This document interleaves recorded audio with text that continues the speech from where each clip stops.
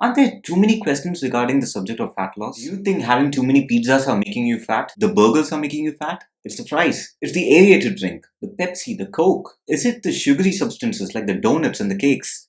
Is it not working out that's making you fat? Is it just pure genetics? Is it that you just can't lose weight? Well, in this video, we're going to address all of these. Hey guys, welcome back to the Fitness Freak. In today's video, we'll be looking at the top 5 myths surrounding the subject of fat loss. Myth number 1. It's the carbs and sugars that are keeping you fat. Well, let me just start off by saying no low carb or high carb diet or no low sugar or high sugar diet can solely be responsible for fat loss. It just doesn't work like that. You know what does work? What has been proven as per research to work? Caloric deficit. So it doesn't matter whether you are on a diet of carbohydrate or whether your diet does include sugars or not. As long as you are in a stable diet of caloric deficit for a long enough time, you will definitely lose weight. Myth number 2. Some people just inexplicably can't lose weight. Isn't there that one person who just can't lose weight? They've tried everything out there, but they just can't lose weight. The reason they can't lose weight is that they are overeating. And I'm not the one that's saying this. Studies show that most people who are overeating are those who are very bad in tracking the amount of food that they consume. They either underestimate the portion size, assume the food contains lesser calories, inaccurately measure the calories, or inaccurately measure their intake, and finally, they simply lie to themselves about how much food they are actually consuming.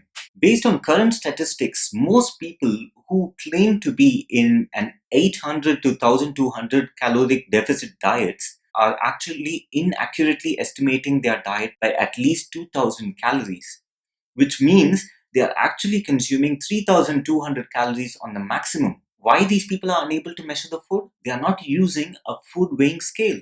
Guys, if you haven't already checked out my video on how to lose weight within 60 days, do check it out now. The first thing I would tell you to do is use a food weighing scale to measure that food before you consume it. The only way to successfully measure your calories is to measure the food and use a calorie counting application to determine how many calories is that measurement of food equivalent to. That ways you can track your calories and make sure that you are within your caloric deficit scheme.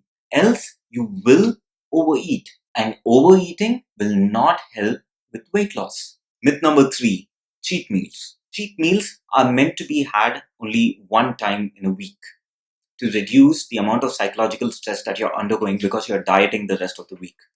The problem is people have one too many cheat meals throughout the week. Too many cheat meals results in caloric surplus, which you are unable to notice because you consider them as cheat meals. If you have only one cheat meal, it doesn't affect your diet. If you have one too many, it does. Another problem during cheat meals is most people during their cheat meals indulge in alcohol, saying alcohol isn't calorie dense, it won't make you fat. While alcohol itself can't make you fat, alcohol will make you high, and being high, you will want to eat more food.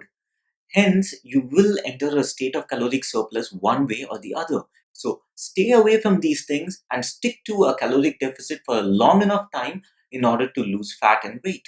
Myth number 4. You have to exercise in order to lose weight. This is again completely wrong. As far as losing weight is concerned, all you have to do is be in a low enough caloric deficit consistently in order to start losing weight.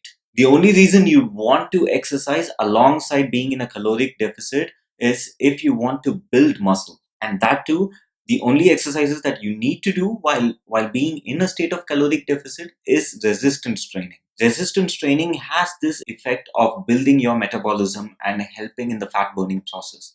So, doing resistance training and staying in a state of caloric deficit will help you to lose weight and build muscle at the same time. So, that's the only reason you need to exercise while being in a state of caloric deficit, not because it helps you to lose weight. No, being in a caloric deficit is the only thing that will help you to lose weight. Final myth, myth number 5, is that you can burn fat from a specific part of your body alone. Women want to burn that arm fat and men want to burn the belly fat. That question is always there, and a number of magazines cover this topic with workout regimens to target those specific muscle groups. The question is, do these workouts help you to lose fat in those areas alone?